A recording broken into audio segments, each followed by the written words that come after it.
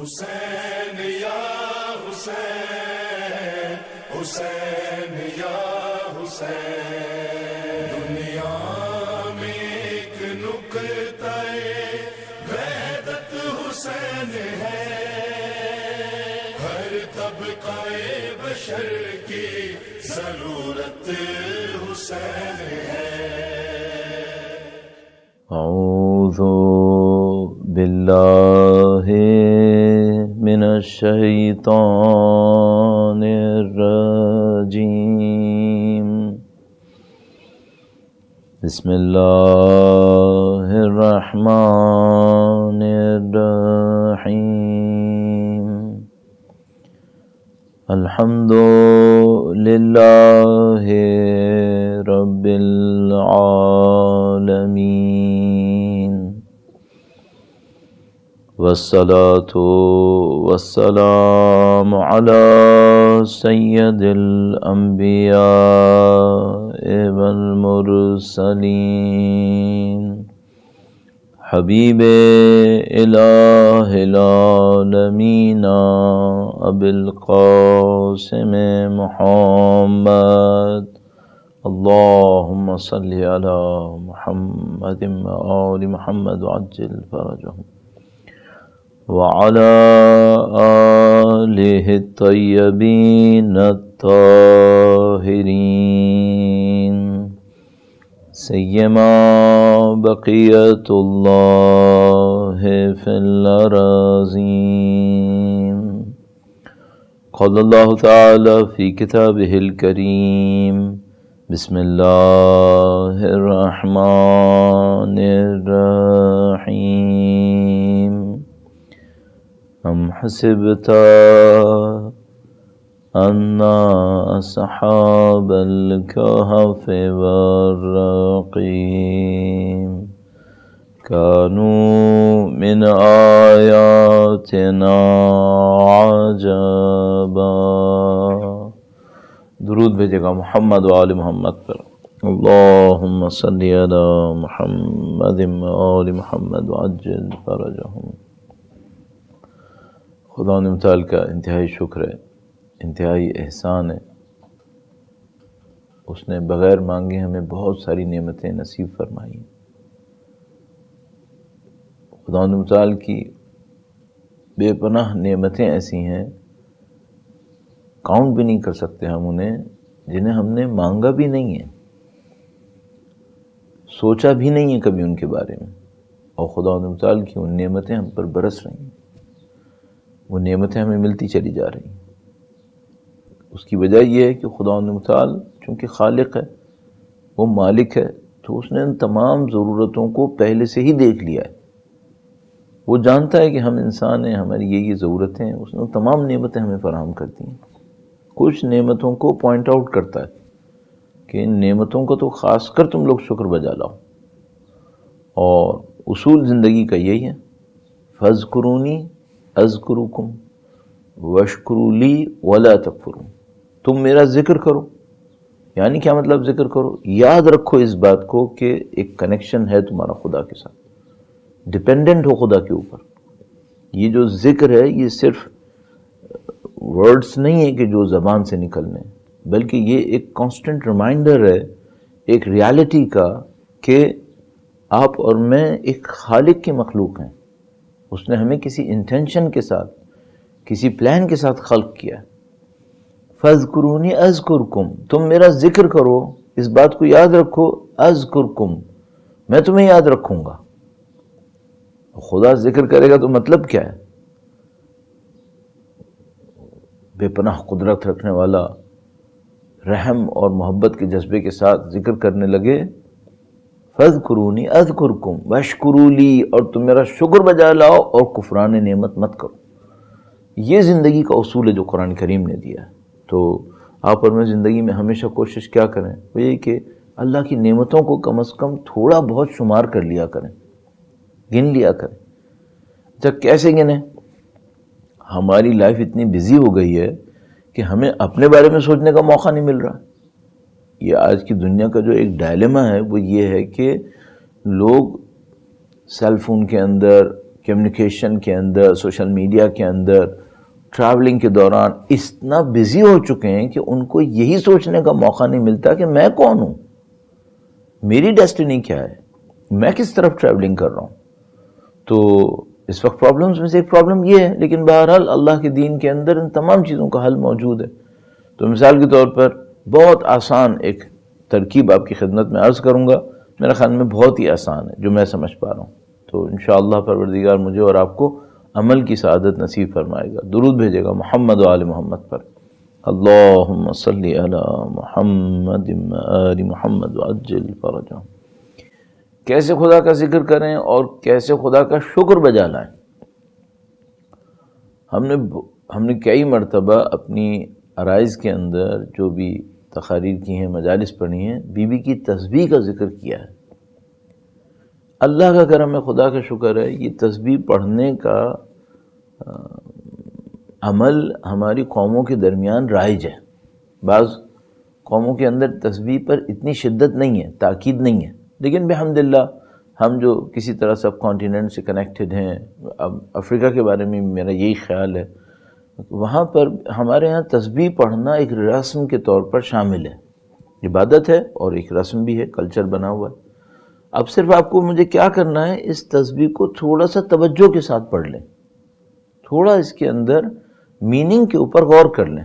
تو مثال کے طور پر جب میں اور آپ کہیں اللہ اکبر، اللہ کی ڈگنیٹی کو، اس کی ہم اپنے الفاظ میں کہیں گے سپیریارٹی کو، کہ وہ سب سے بڑھ کر ہے، سب سے طاقتور ہے، اور اس کی سپیریارٹی کو کوئی چیلنج نہیں ہے، بلکہ ہم اس کو ایکسپلین بھی نہیں کر سکتے، وہ اتنا سپیریئر ہے. تو روایت میں ہے کہ یہ جو اللہ اکبر ہے، یہ دوسری کریشن کے ساتھ کمپیریزن نہیں ہے خدا کا، بلکہ اللہ اکبر ان یوصف، اللہ اتنا بزرگ ہے کہ اس کی تعریف بھی نہیں ہو سکتی. تو یہ کمپیریزن میں یہ نہیں ہے کہ یہ بگ ہے اور یہ بگر ہے، یہ نہیں ہے، بلکہ اللہ اکبر، اللہ اتنا بزرگ ہے، اتنا بلند ہے کہ اس کی تعریف ہی نہیں ہو سکتی. اللہ کی ڈگنیٹی کو سوچیں. کیسے ڈگنیٹی کو سوچیں؟ ہمیں کسی نے بتایا کہ بچے بھی دیکھتے ہیں اور کچھ سیکھنے کی کوشش کرتے ہیں، تو ایک پوائنٹ ان کے لیے کہہ رہا ہوں کہ یونیورس کو سوچیں، پلانٹس کو سوچیں، گیلیکسیز کو سوچیں. یہ سب کچھ خدا کا سسٹم ہے. ہم کیا ہیں اس کے اندر؟ ان گیلیکسیز کے اور پلانٹس کے اور اسٹارز کے کمپیریزن میں ہمارا جو پلانٹ ہے، it's a dot in the ocean, کچھ بھی نہیں ہے. اس ڈاٹ کے اوپر زمین خالی ہے، 7 بلین یہاں پہ رہ رہے ہیں، ابھی بھی بہت زمین خالی ہے، 7 بلین، اور ان 7 بلین کے اندر I am one of them only. یہ خدا کی مخلوق ہے. ہائیسٹ پیک جو دنیا کے اندر ہے، اللہ کی مخلوق وہاں پر ہے. باٹم کے اندر لوئسٹ پوائنٹ آف ارتھ جو ہمارے لیے ایسیسیبل ہے، اس میں بھی اللہ کی مخلوق ہے. میں بھی اللہ کی ایک مخلوق ہوں. اللہ اکبر. اس کے بعد دوسرا پوائنٹ ہے الحمدللہ، خدا کا شکر. تو کیا کرے انسان؟ آپ نے 33 ٹائمز کہنا ہے الحمدللہ. آپ کیا کر سکتے ہیں؟ میں کیا کر سکتا ہوں؟ جب میں کہہ رہا ہوں الحمدللہ، اللہ کی کچھ نعمتوں کو کاؤنٹ کروں اپنے ذہن کے اندر. مثلا مجھے خدا متعال نے فیملی دی ہے جس کے ساتھ میں زندگی گزار رہا ہوں، الحمدللہ رب العالمین. خدا متعال نے مجھے کچھ طاقتیں دی ہیں، میں دیکھتا ہوں، میں سنتا ہوں، میں اپنے جسم کو استعمال کر رہا ہوں، اور الحمدللہ سب سے بڑھ کر سوچ رہا ہوں، تھنکنگ. خدا متعال نے مجھے ڈیسیژن کرنے کی طاقت دی ہے. یہ سب چیزیں میرے اندر دی ہیں، الحمدللہ رب العالمین. البتہ اگر خدا متعال نے کسی کو کسی صلاحیت سے محروم کیا ہے، مثلا وہ نہیں دیکھ سکتا، تو خدا نے اس کے اندر اور طاقتیں بڑھائی ہیں. کبھی بھی ایسا نہیں خدا متعال کرتا کہ کسی انسان کو ہر چیز سے محروم کر دے، نہیں ہوتا. خدا متعال فیاض ہے. تو شکر بجا لائیں اور الحمدللہ کہتے رہیں. سبحان اللہ کا مطلب کیا ہے؟ سبحان اللہ کہتے وقت سوچیں جتنی بھی ڈیفیشنسیز ہیں، جتنی بھی شارٹ کمنگز ہیں، وہ میری طرف سے ہیں. خدا متعال پرفیکٹ ہے، اس نے میرے لیے پرفیکشن سوچی ہے. مجھے اس کام کو اچیو کرنا ہے کہ کیسے پرفیکٹ بنوں. تو یہ خدا کا نظام ہے، اس کے اندر نعمتیں بے پناہ ہیں. شکر بجا لائیں. شکر کرنے کا آسان طریقہ میں نے عرض کر دیا. بھائی تسبیح پڑھ رہے ہیں آپ، ہر روز پڑھتے ہیں، ہر نماز کے بعد پڑھتے ہیں، ہر واجب نماز کے بعد بھی اگر تسبیح پڑھ رہے ہیں تو 5 مرتبہ تو تسبیح پڑھ رہے ہیں نا. یہ جو 5 مرتبہ آپ تسبیح پڑھ رہے ہیں، اس تسبیح پڑھنے میں الحمدللہ کہتے وقت خدا متعال کی نعمتوں کو کاؤنٹ کر لیں. ایک ہی ساتھ کئی عبادتیں آپ کی انجام پا گئیں. آپ نے تسبیح بھی پڑھ لی، اور تسبیح کیا تسبیح ہے؟ تسبیح کا ثواب بیان کرتے ہیں 1000 رکعت سے زیادہ ہے. اور آپ نے اللہ کا شکر بھی بجا لی. آپ اللہ کا شکر بھی کر رہے ہیں، تسبیح بھی پڑھ رہے ہیں، اور آپ پھر خود بخود اپنے اندر ایک اسپریچویلٹی بھی فیل کریں گے. ہم تسبیح پڑھنے کا طریقہ کار ایک بیان کرتے ہیں، علیحدہ اسپیچز میں کر چکے ہیں، اب دوبارہ رپیٹ نہیں کریں گے. جس کسی کو موقع ملے وہ جا کے وہاں سوچ لے، دیکھ لے، اور انشاءاللہ اس پر عمل کریں تو خود بخود ایک اسپریچویلٹی گین کریں گے آپ اپنے اندر. میں اپنے موضوع کی طرف جاؤں گا انشاءاللہ. درود بھیجیں محمد و آل محمد پر. اللہم صلی علی محمد آل محمد وعجل فرجہم. تو انسان کی زندگی کے لیے خدا تعالیٰ نے یہ بیان کیا، تم نعمتوں کا شکر بجا لاؤ. نعمتوں کا شکر بجا لاتے رہو گے، خدا تعالیٰ اپنی نعمتوں کو بڑھاتا رہے گا. اب یہاں پہ سوال آتا ہے کہ مثال کے طور پر خدا تعالیٰ جو اتنا رحمان ہے، اتنا رحیم ہے، غنی ہے، فیاض ہے، طاقتور ہے، قدیر ہے، اور میرے بارے میں علم بھی رکھتا ہے ہر چیز کا، تو یہ سختیاں کیوں دیتا ہے؟ ٹربلز کیوں آتی ہیں؟ پریشانیاں کیوں آتی ہیں؟ مومنوں کے ساتھ بعض اوقات ایسی چیزیں ہوتی ہیں جو کافروں کے ساتھ، منافقوں کے ساتھ، فاسقوں کے ساتھ نہیں ہوتی ہیں اور مومنوں کے ساتھ ہو جاتی ہیں. تو مجھے ایک واقعہ ابھی یاد آتا ہے کہ حضرت موسیٰ علیہ السلام یا اللہ کی کوئی اور نبی ایک علاقے سے گزر رہے تھے، اور وہاں پہ خدا متعال کی طرف سے ان کو حکم ملا کہ فلاں علاقے کے اندر جاؤ، وہاں پر ایک لاش ہے، اس لاش کو دفناؤ، یہ ولی اللہ ہے. وہ جو نبی تھے حضرت موسیٰ علیہ السلام یا کوئی اور، وہ تشریف لے گئے، جا کے دیکھا کہ ایک جگہ ہے جہاں پہ گویا ایک وال ہے، وہ کولیپس کر گئی ہے، وال گر گئی ہے. اور وہ جو وال گری ہے وہ ایک بندے کے اوپر گری ہے، آدھی اس کی باڈی وال کے نیچے اور آدھی باڈی وال کے باہر. اور جو باڈی اس کی ہے اس کو بہت زیادہ ڈیمیج حالت میں دیکھا، انہوں نے ڈیمیج ہوئی ہے بری طریقے سے. نبی نے جب یہ دیکھا تو، اور اللہ نے کہا تھا کہ یہ ولی اللہ ہے، اپنے ماننے والوں کو جمع کیا کہ اٹھاتے ہیں ڈیڈ باڈی کو، پریپیئر کرتے ہیں، اس کے بعد انشاءاللہ فیونرل. جب وہ یہ کام کر رہے تھے تو ایک بہت بڑا اس علاقے کے اندر فیونرل پہلے سے تیار ہوا تھا، اور اس کے لیے سیرمنیز ہو رہی تھیں، لوگ اس کے لیے آ رہے تھے، جا رہے تھے، اور بہت بڑی گیدرنگ تھی. اور وہ کون تھا؟ وہ اس علاقے کا فاسق و فاجر ترین آدمی تھا، بہت گندا آدمی. اس کے لیے یہ اتنا کچھ ہو رہا تھا، اور یہ جو اللہ کا ولی تھا اس کا جنازہ اس طریقے سے پڑا تھا.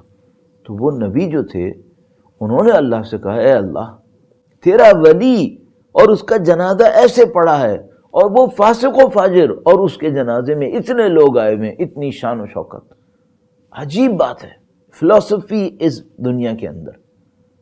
اللہ نے کہا کہ یہ جو میرا ولی ہے اس نے دنیا میں کچھ غلطیاں کی تھیں، اور میں یہ چاہتا تھا کہ جب یہ مرے اور میرے پاس آئے تو اس کے وجود پر کوئی غلطی نہ ہو، یہ پیوریفائیڈ ہو، اس کے اندر نورانیت ہو.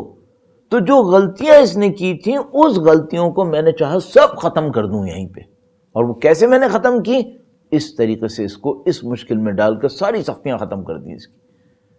اب یہ اس دنیا کے اندر پیوریفائیڈ ہے، اس کا اسٹینڈرڈ، اس کا اسٹیٹس بہت ہائی ہے.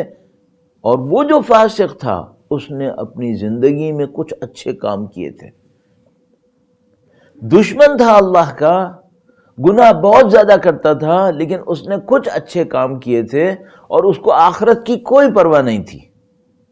ڈیمانڈ بھی نہیں کر رہا تھا کہ اللہ اس کو آخرت میں کچھ اجر دے، اس نے اس دنیا کے لیے کیے تھے لیکن کام اچھے کیے تھے. تو خدا نے فرمایا کہ چونکہ اس نے کام اچھے کیے تھے تو میں نے یہ چاہا کہ یہیں پر اس کو ریوارڈ دے دوں، تاکہ اس دنیا کے لیے اس کا میرے ساتھ کوئی حساب نہیں ہوگا. اور مین پوائنٹ کیا ہے، اس نے انٹینشن بھی نہیں کی کہ مجھے آخرت میں چاہیے. اگر یہ فاسق بھی انٹینشن یہ کرتا کہ مجھے آخرت میں ریوارڈ چاہیے تو خدا یہاں ختم نہیں کرتا اس کو. قرآن کریم ارشاد فرماتا ہے من کان یرید الدنیا، ہر سد دنیا، جو دنیا کی اندر ہی ریوارڈ چاہے گا ہم دنیا کے اندر دیں گے، اس کو اتنا دیں گے کہ آخرت میں ما لہ من خلاق، اس کے بعد وہاں پر اس کے لیے کوئی نصیب نہیں ہوگا. تو اس نے دنیا مانگی تھی، دنیا کے لیے کچھ اچھے کام کیے تھے، اللہ نے دنیا دے دی، مرتے وقت تک بھی دے دی. وہ جو ولی اللہ تھا اس نے آخرت کے لیے کام کیے تھے، دنیا نہیں مانگی تھی. خدا متعال نے اس کو آخرت کے لیے اتنا اچھا نواز دیا کہ سب کچھ صحیح ہو گیا. اب یہ جو واقعہ ہے نا، یہ ایک فلسفی ہمارے سامنے کھول رہا ہے. وہ فلسفی کیا ہے؟ اسلام کو پورے نظام میں سمجھو، ایک پائی نکال کے نہیں سمجھ سکتے آپ اسلام کو. میں اس کو تھوڑا سا عرض کروں گا آپ کی خدمت میں. درود بھیجے گا محمد و آل محمد پر. اللہم صلی علی محمد و آل محمد وعجل فرجهم. جب بھی آپ دنیا میں کسی سسٹم کے بارے میں بات کرتے ہیں تو سسٹم کو ایک ایک پیس میں علیحدہ سیپریٹ آپ چیک نہیں کر سکتے. آپ کو سسٹم کو سمجھنا ہے، پورے سسٹم کو دیکھنا پڑے گا. تو مثال کے طور پر آپ دنیا کا کوئی بھی سسٹم سوچ لیجئے، ایک ایروپلین سوچ لیجئے، ایک کار سوچ لیجئے، یا مثال کے طور پر لیپ ٹاپ سوچ لیجئے، آپ کیمرہ سوچ لیجئے، دنیا میں کوئی بھی چیز سوچ لیجئے. آپ اس کو علیحدہ علیحدہ پیسز نکالیں اور پھر سمجھنے کی کوشش کریں، یہ آپ کے لیے مشکل ہے. تو معذرت کے ساتھ ایک احمقانہ مثلا کسی کی بات کسی نے تذکرہ کیا عقائد کے اندر کہ ایک آدمی نے کہا خدا نے یہ کیوں کر دیا، خدا نے یہ کیوں کر دیا، خدا نے وہ کیوں کر دیا، یہ سیلاب کیوں لے آیا، یہ ارتھ کوئک کیوں آیا، یہ ٹورنیڈو کیوں آیا، اتنے لوگ مر گئے، اتنے بچے بیمار ہو گئے، اتنے لوگوں کو جب پیدا ہوئے بورن بائی برتھ وہ ان کے اندر کچھ ڈیفیشنسیز کیوں کیا، وہ کیوں کیا. تو عالم نے جواب میں کہا کہ تمہاری مثال بالکل ایسے ہی ہے جیسے تم گاڑی کے اندر بیٹھ گئے ہو، کار کے اندر بیٹھ گئے ہو، اسٹیئرنگ ویل تمہارے ہاتھ میں ہے. اب تم آبجیکشن کیا کر رہے ہو، یہ اسٹیئرنگ ویل راؤنڈ کیوں ہے، اسکوائر کیوں نہیں ہے، ریکٹینگل کیوں نہیں ہے، یہ ٹرائنگل کیوں نہیں ہے، یہ اتنا بڑا کیوں ہے، یہ اتنا چھوٹا کیوں ہے، کیوں تم کیوں ہی آبجیکشنز کر رہے ہو؟ تمہیں نہیں پتا یہ پورا سسٹم کیا ہے. یہ پورا ایک سسٹم ہے. اس پورے سسٹم میں ہر پارٹ کو اس سسٹم کے ساتھ کنیکشن میں دیکھنا پڑے گا، ادروائز تمہیں کچھ سمجھ میں نہیں آئے گا یہ ہے کیوں، یہ کر کیا رہا ہے یہاں پہ. تو مثال کے طور پر کوئی یہ کیا یہ تم نے 4 جو ٹائرز لگائے ہوئے ہیں، یہ 4 کیوں لگائے ہوئے ہیں، ایک بھی کافی ہے. تو بھائی پورا سسٹم ہے یہ، اس کے اندر 4 کی ریکوائرمنٹ ہے. اسٹیئرنگ ویل ایک کیوں ہے، اس کو 5 ہونے چاہیے تھے، یہاں پہ ایک کی ریکوائرمنٹ ہے تو وہ ایک ہوگا. البتہ یہ اتنی چھوٹی بات ہے، ظاہر ہے کہ یہ ایک جوک لگے گی آپ کو، لیکن بعض اوقات ہم لوگ جو خدا پہ آبجیکشن کر رہے ہوتے ہیں، یہ خدا کے سسٹم پہ آبجیکشن کر رہے ہوتے ہیں، وہ سملرلی جوک ہوتے ہیں. اگر پورے سسٹم کو سمجھنے کی نہیں کوشش کریں گے تو پھر تو آپ آبجیکشن کرتے رہیں گے کہ بھئی یہ غلط ہو گیا، یہ صحیح ہو گیا، اور یہ ہو گیا، وہ ہو گیا. پورے سسٹم کو دیکھو. جب آپ پورے سسٹم کو دیکھتے ہیں تو یہ جو اسلام جس کے میں اور آپ معتقد ہیں، اس میں صرف دنیا نہیں ہے، آخرت ہے. اور یہ دنیا بہت چھوٹی ہے اس کے مقابلے میں جو آخرت میں ہے. کہیں پر بھی خداوند متعال نے قرآن کریم میں یہ نہیں کہا کہ ہم نے تمہیں خلق کیا دنیا کو آباد کرو، تمہارا مقصد دنیا کو آباد کرنا ہے. نہیں، یہ خدا نے نہیں کہا. خدا نے کیا کہا ہے؟ خدا نے کہا تو اپنے وجود کو پرفیکشن کی طرف لے کر جاؤ، دنیا کو یوٹیلائز کرو. مولا امیر المومنین نے دنیا کے لیے بہت خوبصورت ایک اصطلاح استعمال فرمائی ہے. درود بھیجے گا محمد و آل محمد پر. اللہم صلی علی محمد و آل محمد. قرآن کریم نے ایک آیہ کریمہ فرمائی ان اللہ اشتری من المؤمنین انفسهم واموالهم بان لهم الجنہ یقاتلون فی سبیلہ صفا. خدا نے متعال فرماتا ہے یہ جو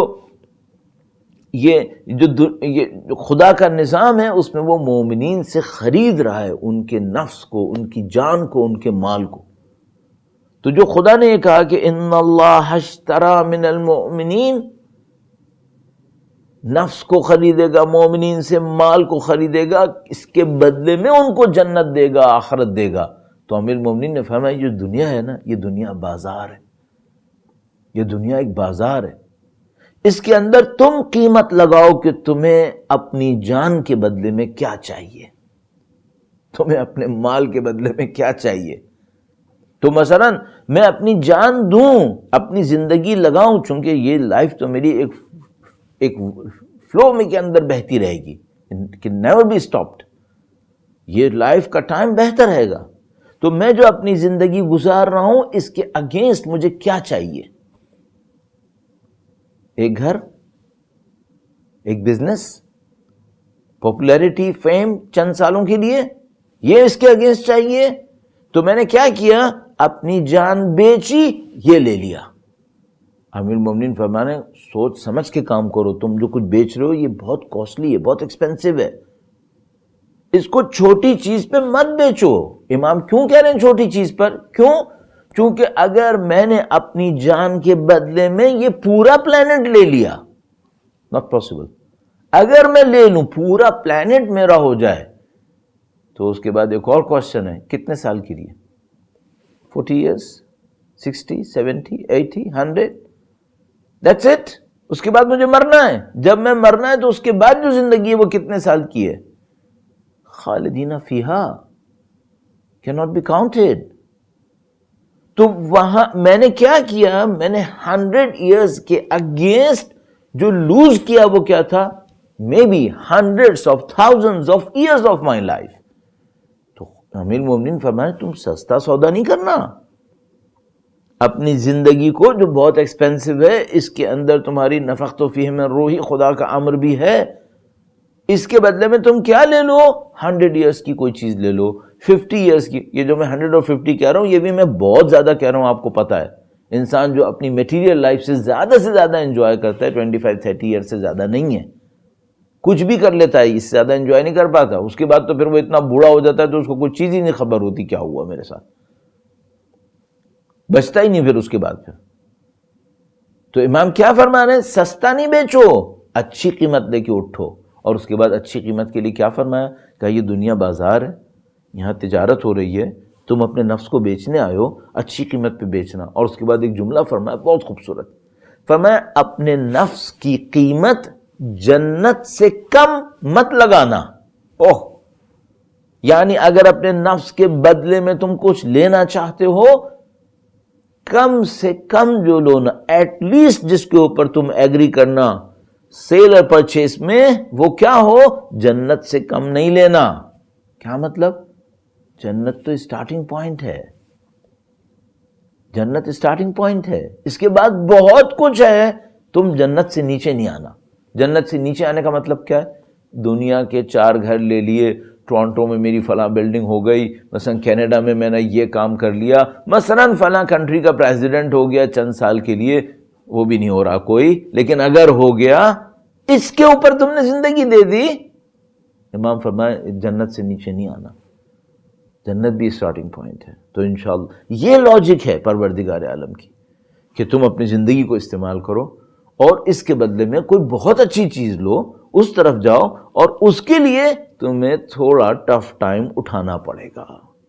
یہ خداوند متعال کی اس پورے نظام کی لاجک ہے کہ تمہیں کچھ سختیاں اٹھانی پڑیں گی، کچھ رولز اور ریگولیشنز کو فالو کرنا پڑے گا. جب تم اس کو فالو کرو گے تو پھر تمہیں خداوند متعال وہ ریوارڈ نصیب کرے گا کہ جو تم سوچ بھی نہیں سکتے. فیہ ما تشتہی الانفس وتلذ الاعین، اس کے اندر جو کچھ ہے وہ ہے جس کے تمہارا نفس خواہش کرے، آنکھوں کو دیکھ کے ٹھنڈک ملے. اور ایک جگہ پہ فرماتا ہے کہ وہ ایسا کچھ ہے کہ تمہیں پتہ ہی نہیں کہ کیا ہے، جو خدا نے تمہارے لیے چھپا کے رکھا ہے. میں اس میں ایک پوائنٹ کو اور اضافہ کروں گا، درود بھیجے گا محمد و آل محمد پر. اللہم صلی علی محمد و آل محمد وعجل فرجہم. اچھا، اب یہاں پہ ایک بہت امپورٹنٹ پوائنٹ اور ہے، اور میرے خیال میں امپورٹنٹ ہے، اور وہ پوائنٹ یہ ہے کہ اگر میرے اوپر دنیا میں کوئی سختی آئے تو میں کیسے جج کروں کہ یہ میری غلطی کی وجہ سے سختی آئی ہے یا خدا میرا ٹیسٹ لے رہا ہے مجھے اپ گریڈ کرنے کے لیے. یہ 2 علیحدہ کیٹیگریز ہیں یہاں پر یا نہیں ہیں؟ ہاں بالکل ہیں. بعض انسان پہ سختیاں آتی ہیں اپنی مسٹیک سے آتی ہیں، بعض انسان کے اوپر سختیاں آتی ہیں وہ خدا کے نظام کے اندر آتی ہیں ہمیں اپ گریڈ کرنے کے لیے. البتہ یہ بھی عرض کرتا چلوں پاسبل ہے کہ سختی تو آئی تھی میری غلطی کی وجہ سے، لیکن میں نے بہیو اتنا اچھا کیا کہ خدا نے مجھے اپ گریڈ بھی کر دیا. یہ پاسبل ہے، یہ پاسبل ہے کہ یہ دونوں چیزیں جمع ہو جائیں. تو میرا مین کوشچن اس وقت کیا ہے، وہ یہ کہ بھائی میرے اوپر کوئی سختی آئی ہے، میرے پر کوئی پرابلم آئی ہے، اب مجھے نہیں پتا کہ بھائی یہ کیا ہو رہا ہے میرے ساتھ. دونوں کی ایک ایک مثال جلدی جلدی عرض کرتا ہوں. درود بھیجے گا محمد و آل محمد پر.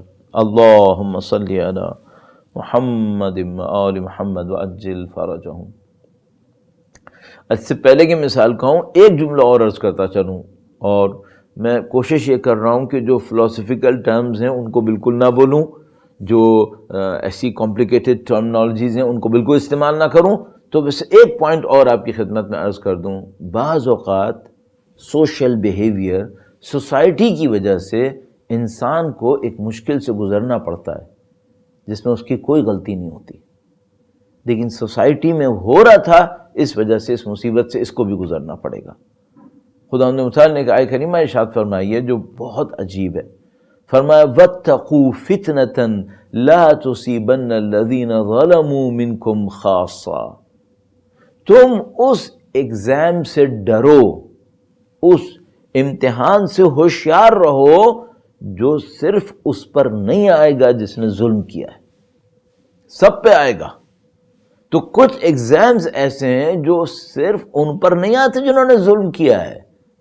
آپ سوسائٹی کے اندر رہ رہے ہو تو سوسائٹی کی وجہ سے کچھ چیزوں کو فیس کرنا پڑے گا. البتہ اس فیس کرنے کا مطلب یہ نہیں کہ اگر آپ نے اچھا بیہیو کیا تو آپ کو کوئی ریوارڈ نہیں ملے گا. نہیں، ریوارڈ ملے گا آپ کو. اچھا، اس کی مثال میں جلدی سے عرض کروں، اپنے ٹاپک پہ واپس آؤں. مثلا حضرت موسیٰ علیہ السلام اپنی قوم کے ساتھ رہ رہے تھے. اس قوم سے کہا کہ بھائی تم اس شہر کے اندر داخل ہو جاؤ، خدا نے تمہارے لیے اس کے اندر انعام رکھا ہے. نہیں داخل ہوئے، کہا فَاذْهَبْ أَنْتَ وَرَبُّكَ، تم جاؤ اور تمہارا خدا جائے. نعوذ باللہ تعالی، ہم یہاں بیٹھے، ہم نہیں جا رہے.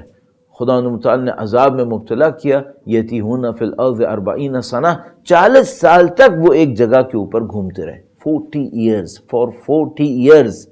وہ ایک کہہ رہے ہیں کہ ایک روایت بتاتی کہ ایک صحرا تھا، ایک ڈیزرٹ تھا، اور وہاں پر اس صحرا کے اندر وہ لوگ چلتے تھے اور ایک جگہ پہ پہنچتے تھے، اور جب نائٹ ہوتی تھی، مارننگ کو دیکھتے تھے کہ they have not moved actually، وہیں پہ وہیں ہیں.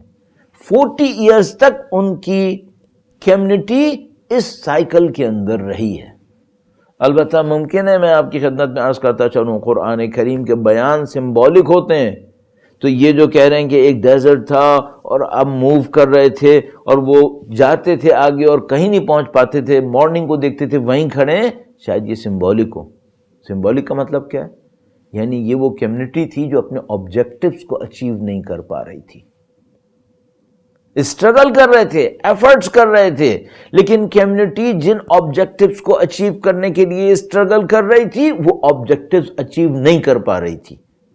40 سال تک پلاننگ کرتے رہے، اسٹرگل کرتے رہے، ایفرٹس کرتے رہے، could not achieve. کیوں اچیو نہیں کیا؟ اللہ کی نافرمانی کے اوپر بیس کر کے چل رہے تھے. تو یہ صحرا کی مثال شاید صرف سمبولک ایکسپریشن ہو اور اصل ایشو وہ ہو، اور مجھے لگتا ہے کہ شاید یہ سوشل اس کے اندر یہ ڈیپتھ ہے یہاں پر. تو وہ جو حضرت موسیٰ علیہ السلام کی زندگی تھی وہ اس قوم کے ساتھ تھی یا کہیں اور تھی؟ اسی قوم کے ساتھ تھی.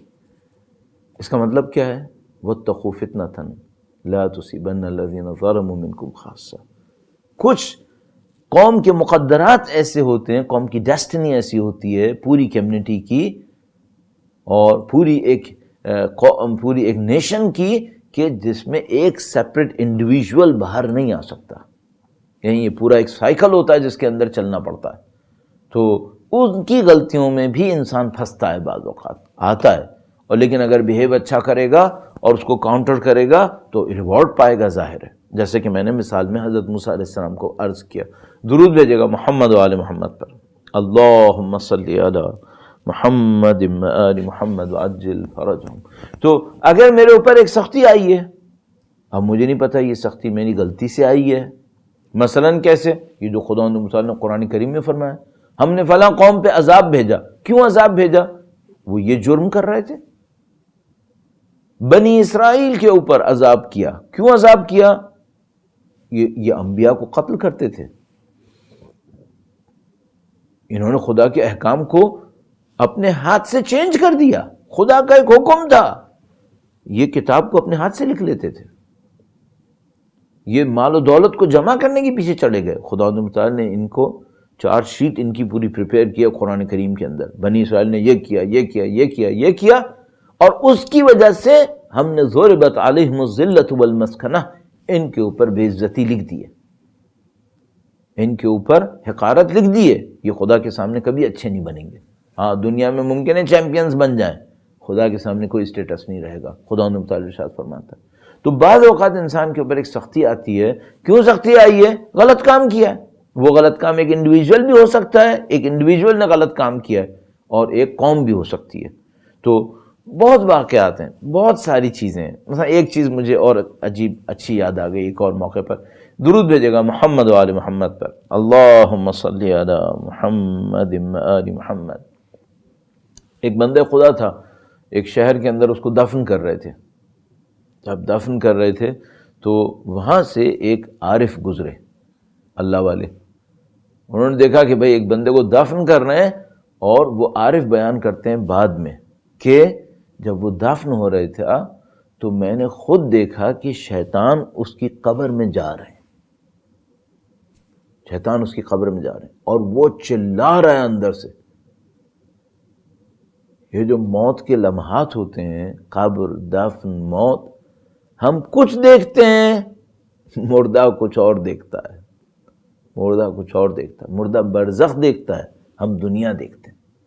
چونکہ وہ مر رہا ہوتا ہے, مر چکا ہوتا ہے, مرنے سے کچھ دیر پہلے انسان کی وہ آئیز اوپن ہو جاتی ہیں جو آفٹر ورلڈ کو دیکھ سکتی ہیں, بیونڈ دیٹ ورلڈ, برزخ کو دیکھ سکتی ہیں. تو وہ جو عارف تھے ان کے اندر اسپریچول کیپیسٹی اتنی تھی, they could see کہ وہ جو برزخ میں ہو رہا ہے وہ کیا ہو رہا ہے, جو میں نہیں دیکھ پاؤں گا, آپ بھی شاید نہ دیکھ پائیں. تو انہوں نے دیکھا کہ یہ جو بندہ دفن ہو رہا ہے یہ چلا رہا ہے کہ کوئی میری مدد کرے, اور نیچے شیطان جا رہے ہیں اس کی قبر کے اندر. انہوں نے لوگوں کا رک جاؤ, تھوڑا سا نزدیک آئے, کہا رکو, رک گئے. تو پوچھا کہ کون ہے یہ جوان, کون ہے یہ دفن؟ بتایا ایک جوان ہے. تو اب ان کے دل میں ہمدردی آئی کہ میں اس جوان کے لیے کچھ کروں تاکہ اس کو اس مصیبت سے باہر نکالوں. یہ جو بیچ میں آئے نا, یہ بھی اس جوان کی کوئی اچھے کام کا اثر ہوگا, میرا خیال ہے. تو وہ پوچھا کہ بھئی یہ جو دفن ہو رہا ہے اس کی ماں باپ ہیں یہاں پہ؟ کہا ہاں یہ اس کا باپ یہاں پر ہے. بلایا اس کو, کہا کہ دیکھو تم ماں اور باپ اپنی زبان سے یہ جملہ کہو کہ ہم اس سے خوش ہیں. انہوں نے کہا ٹھیک ہے. تو انہوں نے کہا ہم خوش ہیں. کہا نہیں, اپنی زبان سے کہو کہ ہم اس سے راضی ہیں, ہمیں اس سے کوئی ناراضگی نہیں ہے. دس از امپورٹنٹ, اپنی زبان سے کہو. اب مجھے نہیں معلوم ہم لوگ یہ کرتے ہیں یا نہیں کرتے کہ اپنے جو دنیا سے گئے ہوں ان کے لیے خدا سے اپنی زبان سے کہیں خدایا میں اپنے والد سے راضی ہوں, خدایا میں مثلا اپنے فلاں مرحوم سے راضی ہوں اگر دنیا سے گزر گئے. تو جب اس کا باپ کہنے لگا تو اس نے کہا کہ آغا میں اتنا خوش نہیں ہوں اس سے, میرے دل میں اس کے لیے تھوڑا سا مسئلہ ہے. تو انہوں نے کہا بولو کیا مسئلہ ہے؟ یہ کیسا لڑکا تھا؟ کہا یہ دیندار تھا, اچھا تھا, محنت کرتا تھا, لیکن میری انسلٹ بھی کرتا تھا. تو انہوں نے کہا تمہاری انسلٹ کیوں کرتا تھا؟ کہا کہ میں اتنا زیادہ دیندار نہیں تھا, یہ زیادہ دیندار تھا. میں اتنا پڑھا لکھا نہیں تھا, یہ زیادہ پڑھا لکھا تھا, یہ زیادہ لٹریٹ تھا.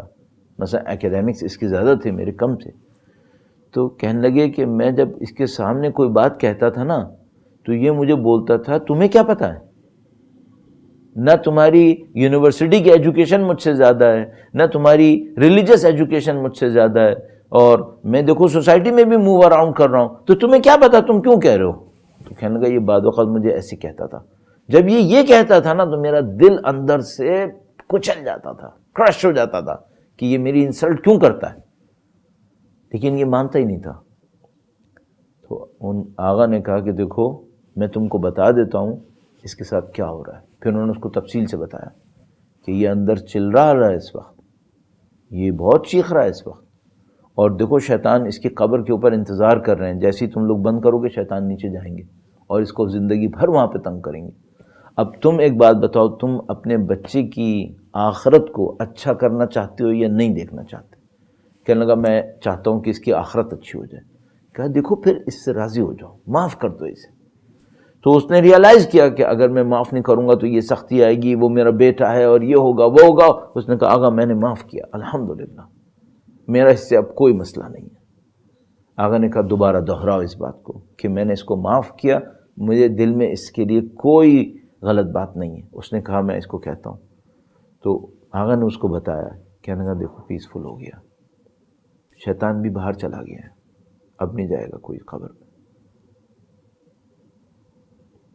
کئی لیسنز ہیں اس ایونٹ کے اندر، اس واقعے کے اندر، کئی لیسنز ہیں اس اسٹوری کے اندر۔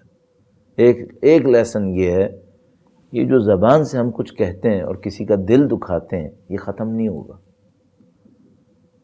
یہ جو دل کے اوپر کسی کو ہم نے پریشانی میں ڈالا ہے اور وہ تھوڑا کرش ہوا ہے، یہ باقی رہے گا۔ مت کرو یہ کام۔ بعض اوقات ہم لوگ انٹینشنلی یہ کام کریں بہت بڑا جرم ہے، بعض اوقات ان انٹینشنلی بھی یہ کام کرتے ہیں۔ وہ کیسے؟ ایک آدمی کے پاس اتنی ریسورسز نہیں ہے، میرے پاس ریسورسز ہیں، میں شو آف کرتا ہوں، وہ فیل کرتا ہے کہ وہ انفیریئر ہے، وہ فیل کرتا ہے کہ اس کی رسپیکٹ نہیں ہوگی، کیونکہ اس آدمی کو دیکھو کیسے، کیا ہے اس کے پاس، کیا ملا مجھے؟ میں نے چند لوگوں کے سامنے اپنا شو آف کیا کہ میں یہ ہوں، اور ان بیچاروں نے فیل کیا اوہو ہمارے پاس نہیں ہے۔ ٹھیک ہے، یہ جو فیلنگ آئی ان کے دل کے اندر، آپ اکاؤنٹیبل ہو، آپ کو جواب دینا ہے اس کا۔ کل خدا پوچھے گا تم نے یہ کیا کیوں تھا، تمہیں کیا ضرورت پڑی تھی؟ اگر میں نے تمہیں کوئی نعمت دی تھی اس لیے دی تھی کہ تم لوگوں کے دلوں کے اوپر ان کو کرش کرو، ان کو پریشانی میں ڈالو، ڈسٹریس میں ڈالو۔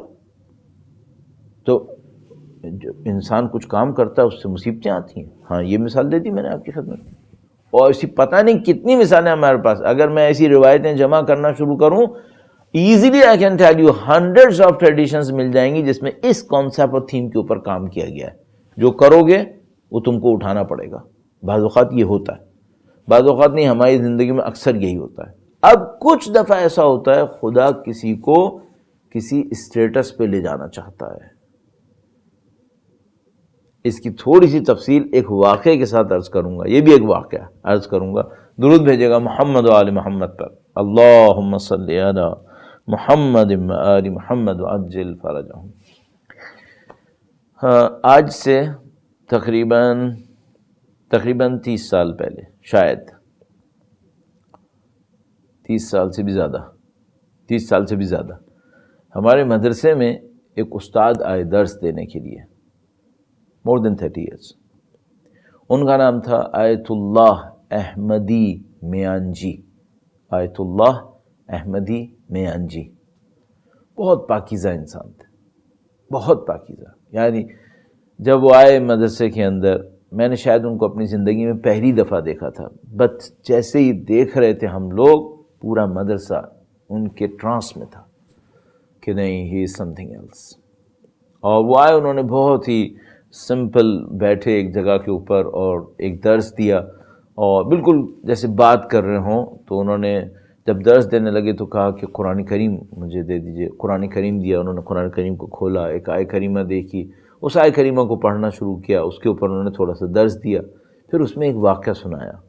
یہ واقعہ میں آپ کو سنا رہا ہوں۔ اب میری میموری بھی اتنی شارپ نہیں ہے کہ میں نے ورڈ بائی ورڈ اس کو باقی رکھا ہو، تو ممکن ہے تھوڑا بہت ادھر ادھر ہو گیا ہو مجھ سے، لیکن تھیم یہی تھا۔ انہوں نے بتایا کہ ان کا کوئی اسٹوڈنٹ تھا، وہ اسپریچول گائیڈ تھے، ان کے ریگولر اسٹوڈنٹس تھے، بلکہ مشہور جملہ تھا، وہ ایک جگہ پہ درس اخلاق دیتے تھے، تو اس درس اخلاق کے اندر مرجع تقلید بھی آ کے بیٹھتے تھے۔ وہ ایسے لوگ تھے جن کی تقلید ہو رہی تھی، وہ ان کے درس میں اخلاق میں آ کے بیٹھتے تھے۔ تو ان کے یہ اسپریچول گائیڈ تھے اور ان کے اسٹوڈنٹس ہوتے تھے۔ تو کہنے لگے کہ ایک دفعہ ایک اسٹوڈنٹ میرے پاس آیا اور اس نے مجھ سے کہا کہ آغا میری زندگی میں بہت مشکلات ہیں، اور ایک ٹربل ختم نہیں ہوتی، دوسری پرابلم شروع ہو جاتی ہے، اور ایسی چیزیں ہوتی ہیں جو میرے کنٹرول میں نہیں ہیں، مجھے سمجھ میں نہیں آ رہا میں کیا کروں. تو انہوں نے بتایا بھائی کیا مسئلہ ہے تمہارے ساتھ؟ کہنے لگا کہ میں ابھی کچھ دن تھے میری وائف کی طبیعت خراب ہو گئی، پھر میرے بچے کی طبیعت خراب ہو گئی، پھر میں پتہ نہیں کسی جگہ کے اوپر میری انکم تھی وہ انکم ختم ہو گئی، مجھے لون لینا پڑ گیا، میں لون میں پھنس گیا، اور یہ ہو گیا اور وہ ہو گیا. یہ میں نے ایگزامپلز میں دے رہا ہوں، شاید اس نے کچھ اور کہا ہو، میرے ذہن سے نکل گیا. 30 ایئرس پہلے کی بات ہے، اور مجھے یہ بھی نہیں یاد کہ انہوں نے وہ بتائیں تھیں یا نہیں بتائیں تھیں. یہ مجھے یاد ہے کہ انہوں نے کہا کہ میری زندگی سختی میں ہے اور ایک سختی ختم نہیں ہوتی دوسری شروع ہو جاتی. تو استاد نے ادھر یہ کہا کہ میں نے یہ اندازہ کیا کہ یہ بندہ گناہ کی وجہ سے سختی میں نہیں ہے. کیوں؟ کیونکہ بندہ اچھا ہے. اب وہ تو ان کے استاد تھے، اسپریچول گائیڈ تھے. اسپریچول گائیڈ کیمسٹری اور میتھمیٹکس سے زیادہ ہوتا ہے. جو اسپریچول گائیڈ ہوتا ہے وہ ایک ایک چیز کو کور کیے ہوئے ہوتا ہے کہ آپ نے یہ مسٹیک مکرو، یہ حرام، یہ سب کام کر رہے ہیں آپ.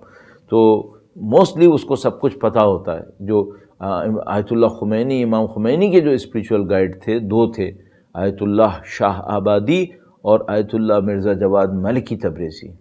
یہ دونوں عجیب لوگ تھے، یہ بہت عجیب لوگ تھے. امام خمینی اپنی زندگی میں آخر تک ان کو کہتے تھے ہمارے استاد، اور آیت اللہ شاہ آبادی کو کہتے تھے ہمارے کامل استاد، ہمارے کامل استاد. تو یہ لوگ اسپریچول گائیڈ بڑے عجیب ہوتے ہیں. یہ آیت اللہ مرزا جواد ملکی تبریزی جو امام خمینی کے اسپریچول گائیڈ قم میں تھے، اور آیت اللہ شاہ آبادی تہران میں رہتے تھے. تو یہ جو قم والے اسپریچول گائیڈ تھے، ان کا ایک واقعہ ہے. تو اپنے ایک اسٹوڈنٹ کے پاس گئے صبح ہی صبح، مثلا لیکچرز وغیرہ جو شروع ہوتے ہیں فرض کریں 7 in the morning شروع ہوتے ہیں، تو 7 بجے سے پہلے اس کے پاس پہنچ گیا. وہ حیران، اس نے کہا استاد تشریف لائیں، یہ ہے وہ ہے. تو کسی نے دیکھا کہ بھئی یہ کیا ہو رہا ہے، یہ کیوں اتنی صبح آ گئے یہاں پر؟ تو ایسے تو نہیں آتے ہر اسٹوڈنٹ کے پاس. تو بعد میں پوچھا کہ کیا معاملہ تھا؟ تو اس نے کہا کہ آج صبح میں نماز شب پڑھ رہا تھا نا، تو میرے دل سے استاد کے لیے ایسی عجیب طریقے سے دعائیں نکل رہی تھیں کہ انہوں نے میرے لیے یہ کیا یہ کیا، یہ اس کا شکریہ کہنے آئے تھے ابھی. تو یہ لوگ اتنے کنیکٹڈ ہوتے ہیں. تو استاد احمدی میان جی کہنے لگے کہ میں نے اپنے اس اسٹوڈنٹ کو دیکھا اور میں نے فیل کیا کہ نہیں، گناہوں کی وجہ سے ایسا نہیں ہے کہ یہ گناہ کی وجہ سے اس مشکل میں پھنسا ہو. تو انہوں نے اس سے کہا کہ دیکھو تم یہ جو ذکر کر رہے ہو آج کل، یہ ذکر کیا کیا کرتے ہو؟ اب یہ میرے خیال میں ہر ذکر کا کوئی اثر ہوتا ہوگا، یہ جو اسپریچول گائیڈ ہوتے ہیں ان کو پتہ ہوتا ہے.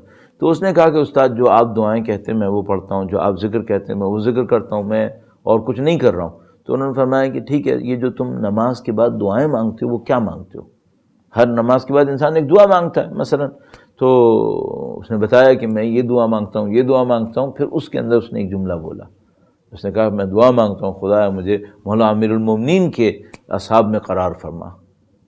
تو انہوں نے کہا کہ بیٹا یہ میرے جملے میں ایگزیکٹ ورڈز یاد نہیں، کہ بھئی یہ تم یہ دعا مانگ رہے ہو، اس کے بعد ایکسپیکٹ کرتے ہو کہ زندگی میں کوئی سختی نہ آئے. تم نے کیا دعا مانگی ہے؟ امیر المومنین کے اصحاب میں سے.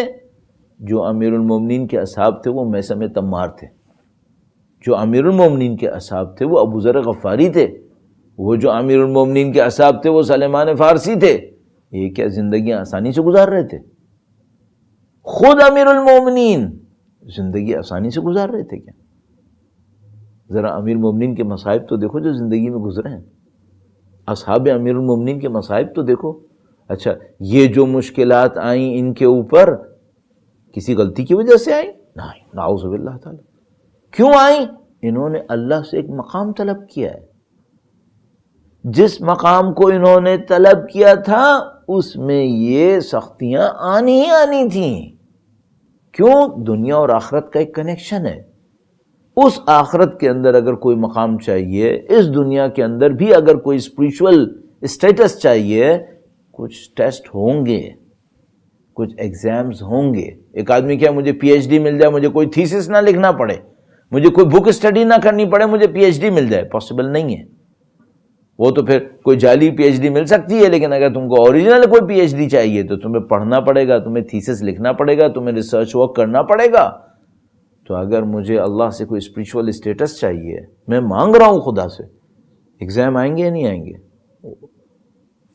100% آنا ہے، ڈیپینڈنگ اپون کہ مانگا کیا ہے. اور جتنی بڑی چیز مانگو گے امتحان اتنا ہی سخت ہوگا.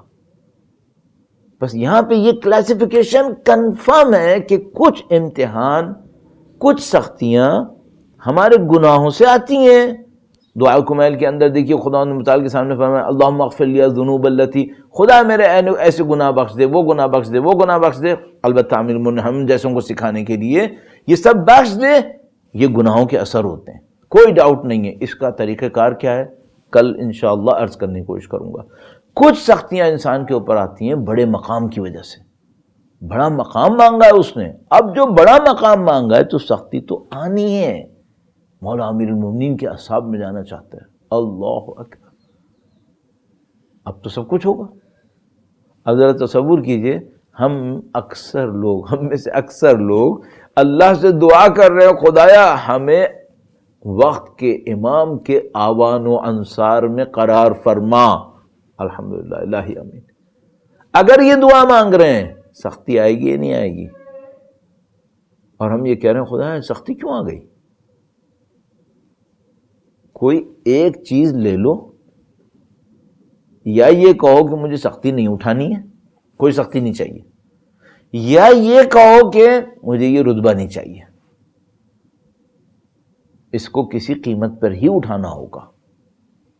اب اس کا طریقہ کار کیا ہوگا، اس کے لیے پروسیجر کیا رکھنا چاہیے، رولز کیا رکھنے چاہیے اپنے ذہن کے اندر. اگر وہ آئے جو میرے گناہ کی وجہ سے ہے، نشانی کیا ہوتی ہے، ڈیل کیسے کرنا ہے. اور اگر یہ آئے جو میں نے کوئی اسٹیٹس مانگا ہے تو ڈیل کیسے کرنا ہے. اس کے لیے ایک قانون ہمیں بنانا ہوگا. کل انشاءاللہ کوشش کروں گا کہ اس کو ہم عرض کریں تاکہ ہم اپنی زندگی کی سختیوں کو اس طرح ڈیل کریں جس طرح خدا چاہتا ہے کہ ہم ڈیل کریں.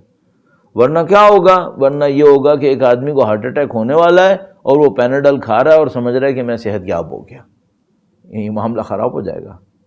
تو اچھی طرح ڈیل کرنا پڑے گا. اسی خاطر ہم نے ٹاپک لیا ہے کہ آج کا زمانہ ذرا سختیوں کا زمانہ ہے اور لوگوں کے سامنے پریشانیاں بہت زیادہ ہیں، تو ان کو یہ پتا ہو کہ بھائی اس پریشانی کو ڈیل کیسے کرنا چاہیے اسلامک پرسپیکٹو کے اندر. درود بھیجے گا محمد و آل محمد پر. اللہم صلی علی محمد آل محمد وعجل فرجہم. تو عزیزان محترم، ایک جملہ آپ کی خدمت میں عرض ہوا اسلام کی تعلیمات میں سے، وہ یہ کہ اگر کوئی بڑا مقام مانگتا ہے تو بڑا امتحان ہوتا ہے. کسی نے بڑا مقام مانگا ہے اللہ سے تو اسے بڑے امتحان کے لیے تیار ہونا چاہیے. اور اسی خاطر خداوند متعال ہر دعا ہماری قبول بھی نہیں کرتا ہے، کیونکہ اگر وہ ہماری ساری دعائیں قبول کر لے تو شاید ہم پر ایسے امتحان آ جائیں گے جن کو ہم برداشت بھی نہیں کر پائیں گے. تو سوچ سمجھ کے مانگنا چاہیے. وہ بھی دیکھ دیکھ کے دیتا ہے لیکن آزماتا ضرور ہے. اب تصور کیجئے گا اگر کوئی زندگی میں یہ دعا مانگے کہ میں مولا امیر المومنین کے اصحاب میں قرار پاؤں، سختیاں وہ ہیں. اگر کوئی یہ کہے کہ میں امیر المومنین کا مددگار بن جاؤں، میرے ذریعے سے امیر المومنین کی نصرت ہو، اس کے امتحان کہاں جائیں گے پھر؟ اس کے امتحان بہت بلند ہوں گے. اچھا، اگر کوئی زندگی میں اپنی بچپن سے، چائلڈہڈ سے اللہ سے دعا ہی یہی مانگے کہ خدایا مجھے حسین کی نصرت کی سعادت دے دے، کوئی بچپن سے یہی مانگے کہ اللہ مجھے حسین کی نصرت کی سعادت دے دے. بھائی بڑے ہو کر کوئی سمجھ لیتا ہے، وہ مانگتا ہے تو چلو سمجھ میں آتی ہے. کوئی بچپن سے مانگ رہا ہے. کیوں بچپن سے مانگ رہا ہے؟ کیونکہ بچپنے سے حسین کو دیکھا تھا، اپنے نانا کے کندھوں پہ بیٹھتے تھے، نانا ان کو گود میں اٹھا کے چلتے تھے، نانا اللہ کے رسول تھے، اور حبیب بچپن سے دیکھتے تھے کہ حسین کا مقام کیا ہے، عمر میں کم و بیش نزدیک. تو حبیب کے دل میں یہ آرزو آتی تھی کہ اے اللہ مجھے ایسا بنا دے کہ میں حسین کی مدد کروں. خدا نے حبیب کی مخلصانہ دعا قبول کر لی. حضرت حبیب ابن مظاہر سید الشہداء کے آوان و انصار میں شامل کر لیے گئے. اب حضرت حبیب ابن مظاہر پوری زندگی انتظار کر رہے ہیں، میں حسین کی نصرت کیسے کروں. تقوی میں آگے بڑھ رہے ہیں، علم میں آگے بڑھ رہے ہیں، اہل بیت کے حکم کے اوپر جان دینے کو تیار ہیں، سارے کام کر رہے ہیں، لیکن وہ موقع نصیب نہیں ہو کے دے رہا. اب سید الشہداء تو مدینے کے اندر رہتے ہیں اور حبیب کوفہ میں رہتے ہیں، اور حبیب بوڑھے ہوئے جا رہے ہیں، تو ان کے ذہن میں گویا بار بار آ رہا ہے کہ خدایا تو نے میری بچپن کی دعا تو قبول کر لی، موقع نہیں دیتا مجھے کیسے موقع ملے کہ میں حسین کا ساتھ دوں. اب امام حسین کربلا پہنچ گئے. امام حسین کربلا پہنچ گئے، لشکر پہ لشکر آئے چلے جا رہے ہیں، اور بی بی زینب سلام اللہ علیہا اپنے بھائی کی مظلومیت دیکھ رہی ہیں کہ ایک کے بعد ایک دشمن کا لشکر آ رہا ہے، لیکن میرے بھائی کا ساتھ دینے والا کوئی بھی نہیں آتا ہے. بس ایک موقع کے اوپر گویا وہ بہن پریشان ہو کر اپنے بھائی کے پاس آئیں اور کہا بھیا اتنے دشمن تمہارے آ گئے ہیں، تم بھی تو اپنے دوستوں کو بلاؤ، تم بھی تو اپنے چاہنے والوں کو بلاؤ، تمہارے چاہنے والے ادھر ادھر بیٹھے ہوں گے. سید الشہداء کس کو خط لکھتے؟ اتنی مشکل کا وقت ہے، کس کو بلائے؟ خاندان کریم ہے، کریم خاندان کسی کو مشکل کے لیے ساتھ نہیں رکھتا ہے. یہ کریم خاندان ایسا تھا کہ جو مشکل دیکھتے تھے تو جو ساتھ تھے ان کو بھی کہتے تھے چلے جاؤ مت آؤ یہاں پر. لیکن سید الشہداء کو پتا ہے کہ میرا ایک عاشق ایسا ہے جس کی دعا کو خدا نے قبول کیا ہوا ہے. سید الشہداء نے اسی عاشق کے نام ایک خط لکھا، اور عجیب و غریب خط لکھا، عظیم الشان خط لکھا، اور انسانوں کی قسمتوں کو بدلنے والا خط لکھا. اور خط میں لکھا کہ اے فقیہ کوفہ کے فقیہ حبیب ابن مظاہر کے نام، اللہ اکبر، امام معصوم کسی کو یہ لقب دے دیں. اللہ اکبر، امام معصوم فرما رہے ہیں کہ یہ وہ ہے جس نے دین کے اندر مہارت حاصل کر لی ہے. گویا حبیب کو خط ملا، اور روایات مختلف ہیں، بیان کے انداز مختلف ہیں. ہم بزرگوں سے بہت روایات سنتے رہتے ہیں، علماء کے انداز کو دیکھتے رہتے ہیں. تو اگر اس انداز کو میں اختیار کر کے آپ کی خدمت میں عرض کروں تو گویا حبیب کو خط ملا تو اپنی آنکھوں سے لگایا، اور اس میں لکھا تھا کہ حبیب اگر ہماری نصرت کرنا چاہتے ہو تو فوراً پہنچو.